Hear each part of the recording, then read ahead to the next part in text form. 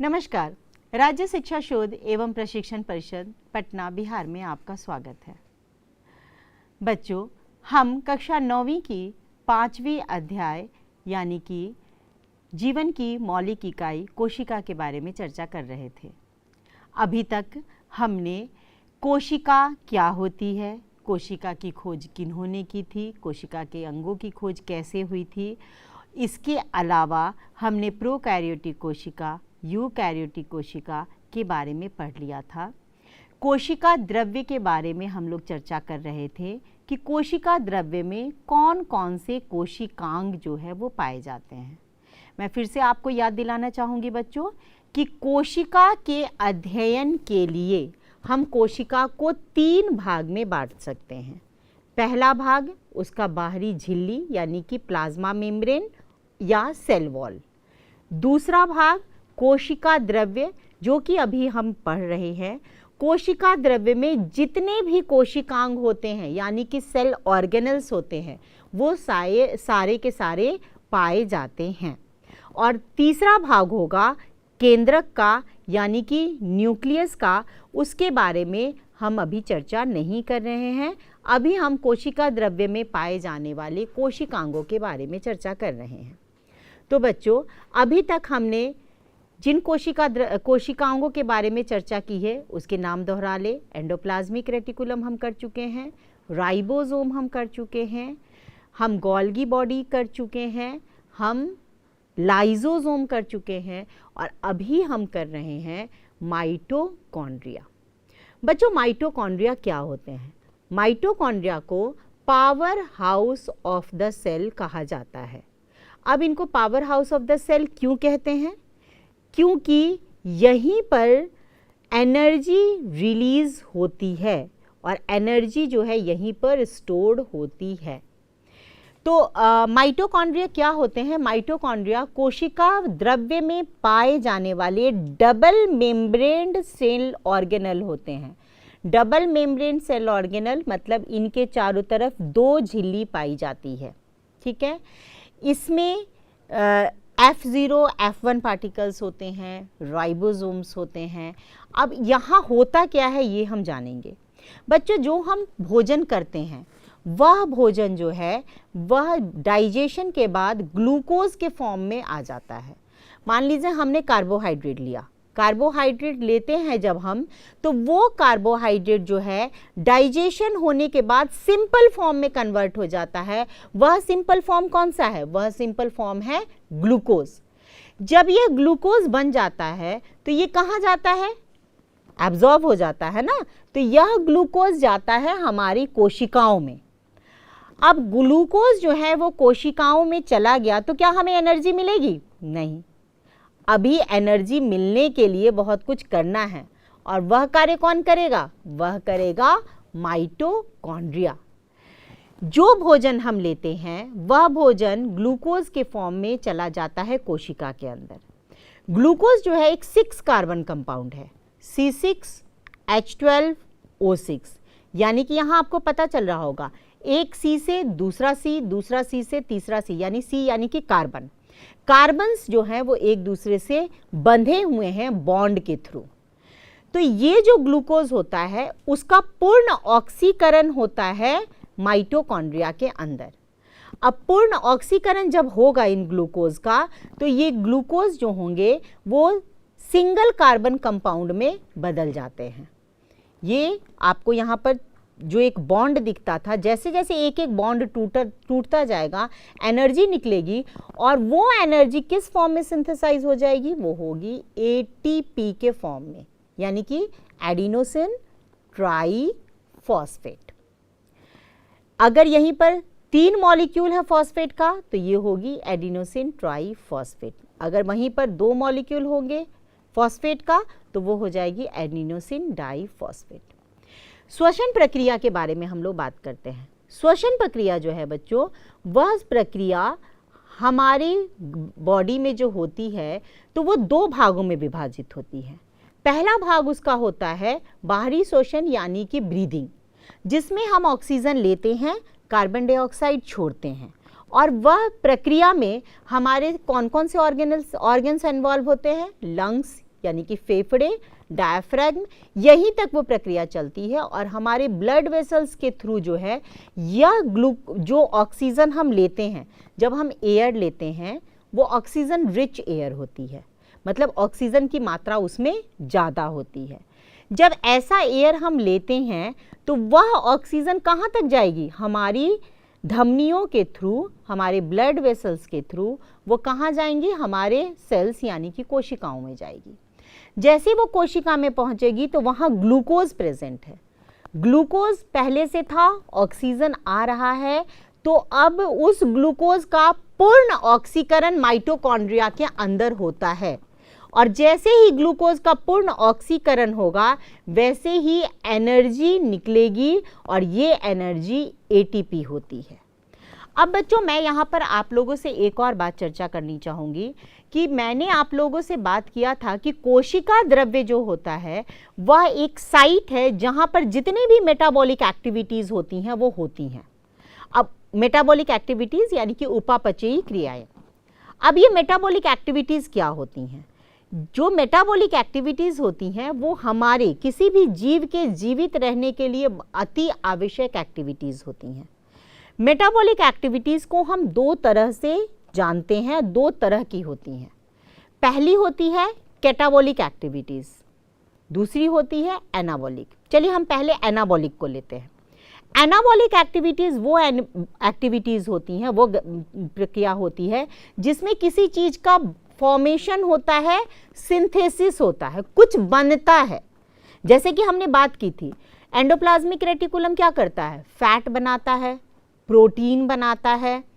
तो इस तरीके से हम देखेंगे कि जो प्रोटीन और फैट बना रहे हैं वही प्रोटीन और फैट जो है कहीं ना कहीं मिल करके एंजाइम्स या हार्मोन्स बनाते हैं। तो ये क्या हो रहा है, यहाँ पर सिर्फ बनाने का कार्य हो रहा है, फैट बन रहा है, प्रोटीन बन रहा है, उन फैट प्रोटीन से एंजाइम्स बन रहे हैं, हार्मोन्स बन रहे हैं। तो ये प्रोसेस जहाँ पर किसी चीज़ का बनना हो रहा है, फॉर्मेशन हो रहा है, उसको हम कहते हैं एनाबॉलिक एक्टिविटीज़। दूसरी एक्टिविटीज़ कौन सी होगी, कैटाबॉलिक एक्टिविटीज़। यहाँ पे बन रहा है, कुछ एक्टिविटीज़ ऐसी होती है जहाँ पे टूटता है, टूटता है तो वो भी जरूरी प्रक्रिया है। जैसे कि आपने अभी देखा श्वसन में क्या हो रहा है, श्वसन में क्या होता है, श्वसन में जो आपका सेलुलर रेस्पिरेशन है यानी कि कोशिका के अंदर जो ऑक्सीकरण होता है उसमें कार्बन के बीच में जो बॉन्ड है वो टूटते हैं, यानी ग्लूकोज का कंप्लीट ब्रेकडाउन होता है। जब ग्लूकोज का कंप्लीट ब्रेकडाउन होता है तो एटीपी का फॉर्मेशन होता है। तो आपने देखा कि श्वसन जो है वो क्या है, श्वसन कैटाबॉलिक एक्टिविटीज़ है जहाँ पर ग्लूकोज का ब्रेकडाउन होता है टू रिलीज एनर्जी। तो मेटाबॉलिक एक्टिविटीज़, अब मुझे लगता है कि आपको बातें क्लियर हो गई होंगी। मेटाबॉलिक एक्टिविटीज़ दो तरीके की होती हैं, anabolic activities and catabolic activities. Anabolic activities जिसमें कुछ बनता है, कुछ फॉर्म होता है। कैटाबॉलिक एक्टिविटीज़ जिसमें किसी चीज़ का विघटन होता है, कुछ टूटता है। लेकिन दोनों ही प्रक्रियाएं बैलेंस मेंटेन के लिए, एक सामंजस्य बनाने के लिए बहुत ही ज़रूरी हैं। तो अब हम माइटोकॉन्ड्रिया के बारे में बात कर रहे थे। तो माइटोकॉन्ड्रिया में क्या होता है कि माइटोकॉन्ड्रिया में जो ग्लूकोज होते हैं उनका पूर्ण ऑक्सीकरण होता है और एनर्जी रिलीज होती है जो कि एटीपी के फॉर्म में होती है। माइटोकॉन्ड्रिया के पिक्चर में हम देखेंगे कि दो लेयर्स हैं, इसके चारों तरफ जो है दो लेयर्स हैं, बाहरी लेयर और अंदर की लेयर। इन दोनों लेयर्स के अलावा F0 F1 पार्टिकल्स होते हैं, राइबोसोम्स प्रेजेंट होते हैं।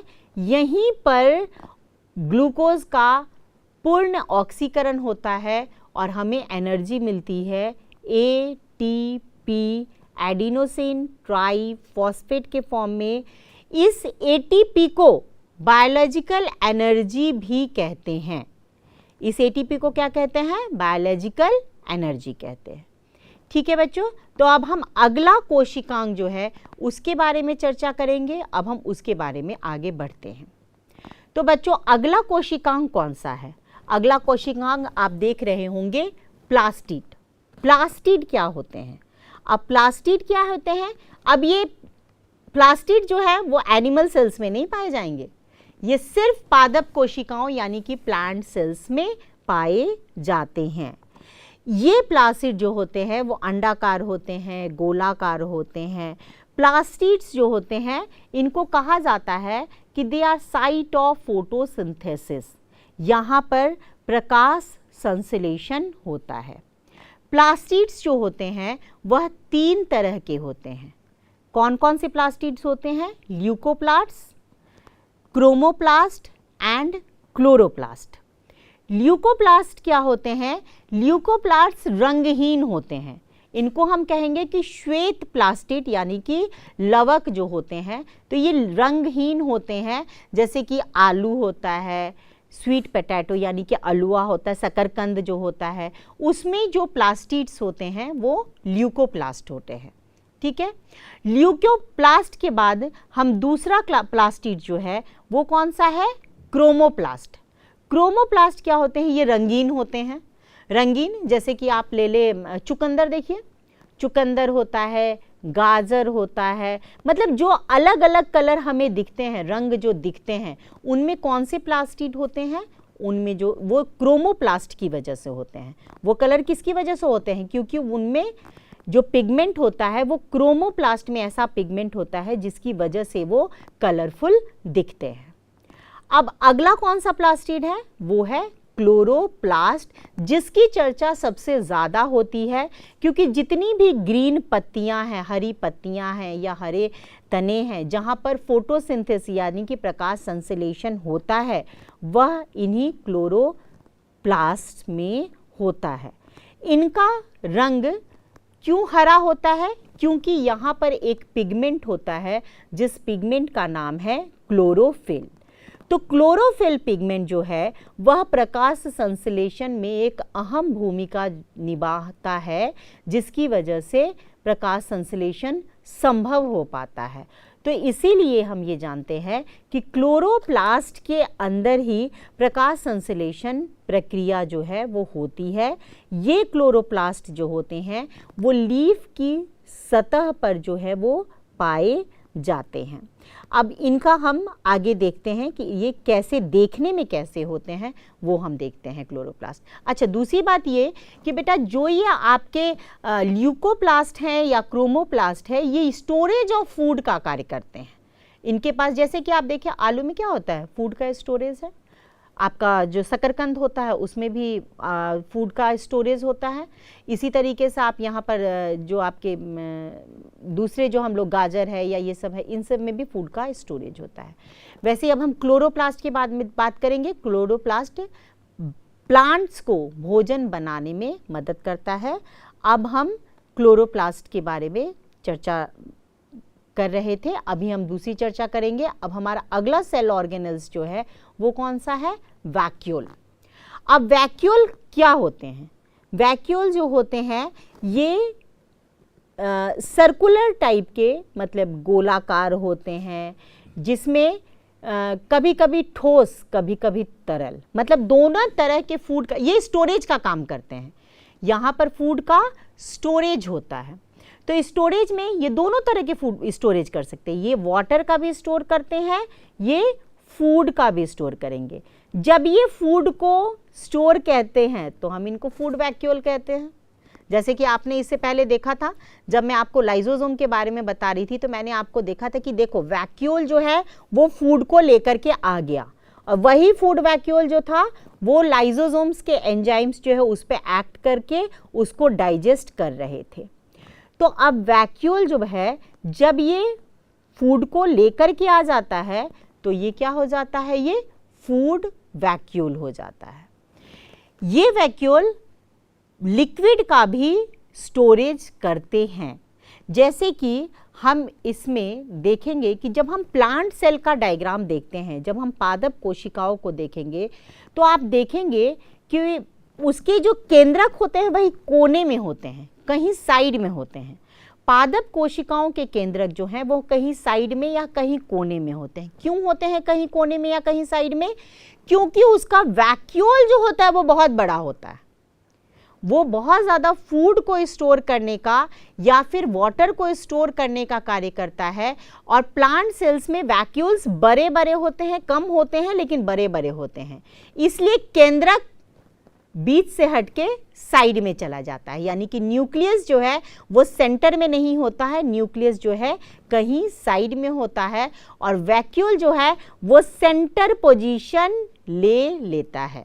तो ये हम वैक्यूल के बारे में बात कर रहे थे, जिसको रसधानी भी कहते हैं, जो ठोस या तरल पदार्थों से भरे रहते हैं, इसीलिए ये स्टोरेज का कार्य जो है वो करते हैं। वैक्यूल क्या करते हैं? स्टोरेज का कार्य करते हैं। अब बच्चों, अभी हमने माइटोकॉन्ड्रिया के बारे में बात की, फिर उसके बाद अभी हमने प्लास्टिड्स के बारे में बात की और अभी हमने वैक्यूल्स के बारे में बात की। तो आप ध्यान देते चलेंगे बच्चों कि हम जितने भी कोशिकांगों के बारे में बात कर रहे हैं, सब किसी न किसी पर्टिकुलर कार्य के लिए स्पेशलाइज्ड है, उनका एक स्पेशल कार्य है, वो एक स्पेशल कार्य करते हैं। जैसे वैक्यूल स्टोर करने का काम करता है, लाइसोसोम डाइजेस्ट करने का काम करता है, माइटोकॉन्ड्रिया एनर्जी को स्टोर करने का, एनर्जी रिलीज करने का कार्य करता है, एंडोप्लाज्मिक रेटिकुलम फॉर्मेशन का काम करता है, सिंथेसिस का काम करता है, गोल्गी बॉडीज जो होते हैं वे ट्रांसपोर्टेशन के साथ साथ स्टोरेज का कार्य करते हैं। तो हम यहाँ पर देख रहे हैं कि जो अलग अलग कोशिका है वहाँ पर अलग अलग उनके कार्य होते हैं। अब हम आगे बढ़ते हैं और आगे देखते हैं कि हम किस पे चर्चा करने जा रहे हैं।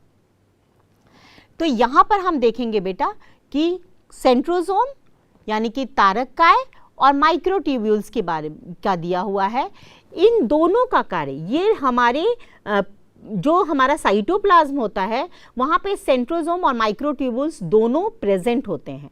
ये प्रेजेंट होते हैं, इनका मेन कार्य तब होता है जब कोशिका विभाजित होती है। तो जब कोशिका विभाजित होती है तो स्पेंडल्स का फॉर्मेशन होता है, सेंट्रियोल का फॉर्मेशन होता है, तो उन सब में इनका कार्य जो है वो बढ़ जाता है, उस समय ये बहुत कार्य आते हैं। ठीक है, अब हम आगे फिर से बढ़ते हैं और अब हम सबसे इनर मोस्ट पार्ट की बात करने जा रहे हैं। अब इनर मोस्ट पार्ट क्या था? सेल का पिक्चर सबसे पहले तुम लोग देख चुके हो। सबसे पहले आपने देखा था सेल के सेंटर में क्या था? न्यूक्लियस यानी कि केंद्रक। और मैं अपनी पिछली कई कक्षाओं में ये बात कह चुकी हूँ कि जो केंद्रक होता है उसको कहा जाता है control house of the cell. क्यों कहा जाता है control house of the cell? क्योंकि यहीं से सारी चीज़ें जो है वो कंट्रोल होती हैं। अब जो केंद्रक होता है इसमें 3 मेन पार्ट होते हैं। अब पहला पार्ट जैसे कि सेल में होता है वैसे ही यहाँ पर भी क्या है? न्यूक्लियर मेम्ब्रेन यानी कि केंद्रक झिल्ली। तो केंद्रक के चारों तरफ जो झिल्ली प्रेजेंट होती है उसको मैंने आपको पहले जब पिक्चर दिखाया था तो मैंने दिखाया था कि उसमें कहीं ना कहीं पोर्स, चारों तरफ से पोर्स होते हैं। ये पोर्स पदार्थों को अंदर आने और बाहर जाने में मदद करते हैं। केंद्रक झिल्ली के बाद जो है हम उसके अंदर देखेंगे तो उसके अंदर प्रेजेंट है केंद्रक द्रव्य। अब केंद्रक द्रव्य नाम पहली बार सुन रहे हो? बिल्कुल नहीं, ये नाम पहले भी आप सुन चुके हो। केंद्रक द्रव्य जो होता है वह जीव द्रव्य का वह भाग है जो केंद्रक के अंदर पाया जाता है। हमने पहले भी बात की थी कि जीव द्रव्य जो है वो 2 भाग में विभाजित होगा। जीव द्रव्य का वह भाग जो केंद्रक के अंदर है वो केंद्रक द्रव्य हो गया, यानी कि न्यूक्लियोप्लाज्म। न्यूक्लियस के अंदर प्रेजेंट है इसलिए उसको न्यूक्लियोप्लाज्म कहेंगे। जो केंद्रक से लेकर के सेल मेम्ब्रेन यानी कोशिका झिल्ली के बीच वाले भाग में जो प्रोटोप्लाज्म प्रेजेंट होते हैं, जीव द्रव्य प्रेजेंट होते हैं, उनको हम कहते हैं साइटोप्लाज्म यानी कि कोशिका द्रव्य। कोशिका द्रव्य में पाए जाने वाले कोशिकांगों के बारे में हम चर्चा कर चुके हैं, प्लाज्मा झिल्ली के बारे में हम चर्चा कर चुके हैं। अब सबसे अंदर जो पाया जाता है केंद्रक, उसके बारे में हम चर्चा कर रहे हैं। तो केंद्रक झिल्ली के अंदर क्या प्रेजेंट है? केंद्रक द्रव्य। और सबसे सेंटर में क्या प्रेजेंट है? उसके एक डार्क कलर का सर्कुलर पार्ट प्रेजेंट है जिसको हम कहते हैं केंद्रिका। चलिए हम आगे बढ़ते हैं। अब आप यहाँ पर देख पा रहे होंगे कि यहाँ चारों तरफ जो है वो केंद्रक झिल्ली जो है, वहाँ पर आप बीच बीच में छेद देख रहे होंगे, ये छेद प्रेजेंट है। सेंटर में जो केंद्रक द्रव्य है वहाँ पे धागे नुमा आपको कुछ दिख रहा होगा। ये धागा नुमा क्या है? इसको हम क्रोमेटिन मटेरियल कहते हैं। क्या कहते हैं इसको? Chromatin material. और इस केंद्रक के चारों तरफ आपको राइबोसोम्स, एंडोप्लाज्मिक रेटिकुलम, ये सारी चीज़ें भी दिख रही हैं।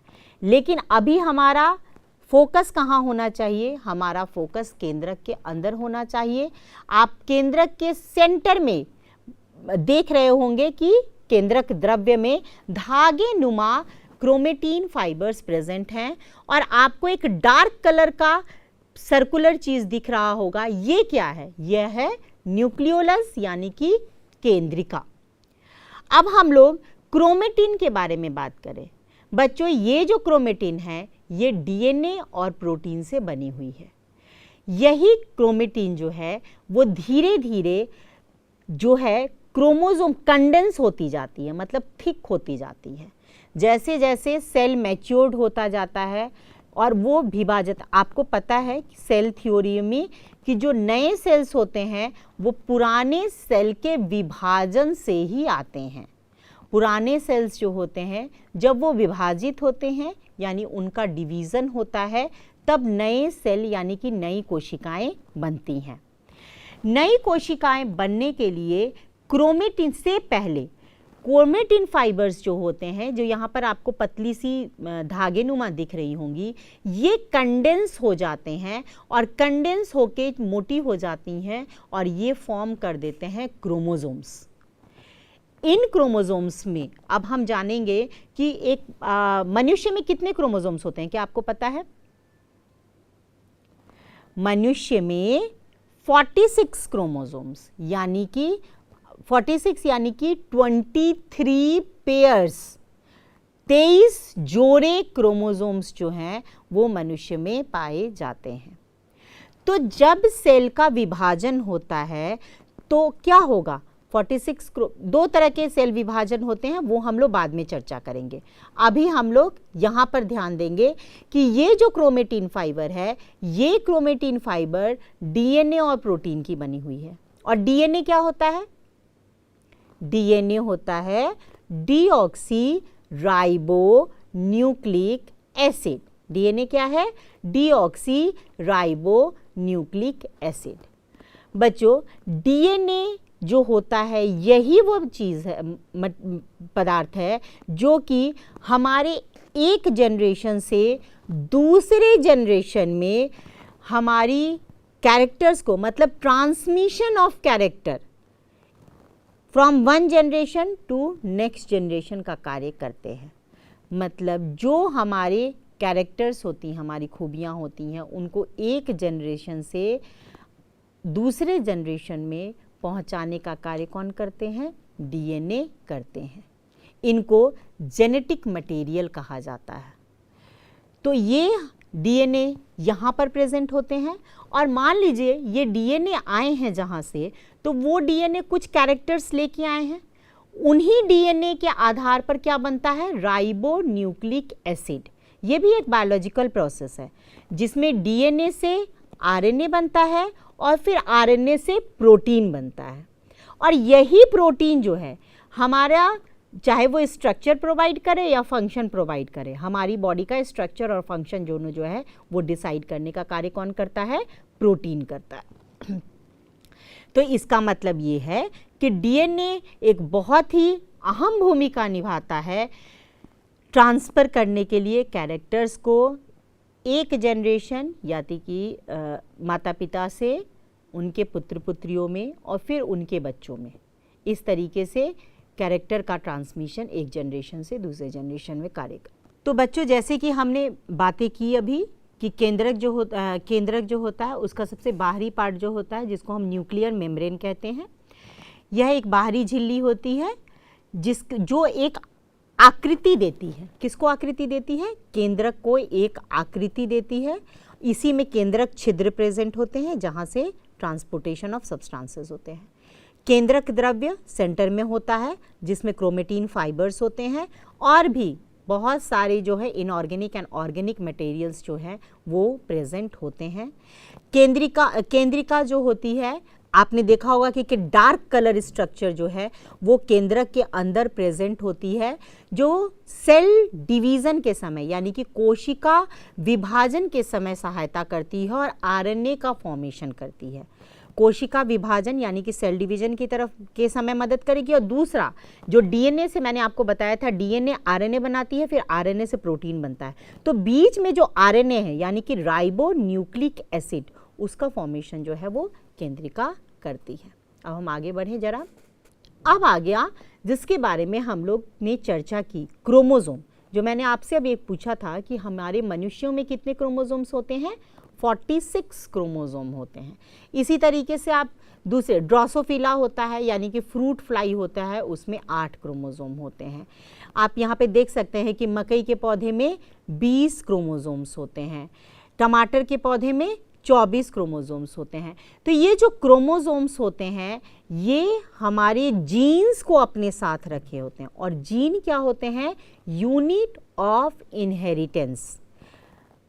मतलब कि ये जो होते हैं जीन, ये डीएनए से और प्रोटीन से बने होते हैं जो कि कैरेक्टर का ट्रांसमिशन एक जनरेशन से दूसरे जनरेशन तक करते हैं। तो बच्चों, अब हमने देखा कि हमने पूरे के पूरे सेल को यानी कोशिकाओं को हमने 3 भाग में विभाजित किया था। पहला था बाहरी झिल्ली, सेल मेम्ब्रेन या सेल वॉल। दूसरा था आपका जो कोशिका द्रव्य में पाए जाने वाले ऑर्गेनेल्स हैं, जिसमें एंडोप्लाज्मिक रेटिकुलम, राइबोसोम, लाइसोसोम, इन सब पे हमने चर्चा की थी। और तीसरा भाग था केंद्रक, जो कि सेंटर में प्रेजेंट है, जिसको हम control house of the cell कहते हैं। क्यों कहते हैं? कि क्यों जितनी भी मेटाबॉलिक एक्टिविटीज़ होती हैं, मैंने पहले भी बताया है कि जितनी भी क्या है, जहाँ पर सेल्स जो होते हैं वो मेटाबॉलिक एक्टिविटीज़ के साइट होते हैं। तो जितनी भी मेटाबॉलिक एक्टिविटीज़ होंगी, चाहे वो कैटाबॉलिक हो यानी कि जो विघटन वाले या टूटने वाली एक्टिविटीज़ हो, या फिर संश्लेषण वाले यानी कि फॉर्मेशन वाली एक्टिविटीज़ हो, वो सारी के सारी कंट्रोल कौन करेगा? वो सारे के सारे डीएनए ही तो कंट्रोल करेगा। जो डीएनए हम लेके आते हैं अपने पूर्वजों से, वो डीएनए आरएनए बनाएगा, आरएनए से फिर प्रोटीन होगा। और इस तरीके से हम ये कह सकते हैं कि न्यूक्लियस जो है वो control house of the cell है। और इस तरीके से हमने पूरे के पूरे कोशिका को 3 भागों में विभाजित करके पढ़ा है। और मैं उम्मीद करूंगी कि इसके बारे में ज़्यादा से ज़्यादा जानकारी जो है आप विभिन्न पुस्तकों को पढ़ करके, और अपनी पुस्तक को बहुत ध्यान से पढ़िएगा, क्योंकि आपकी पुस्तक में जो है वह नॉलेज का खजाना है।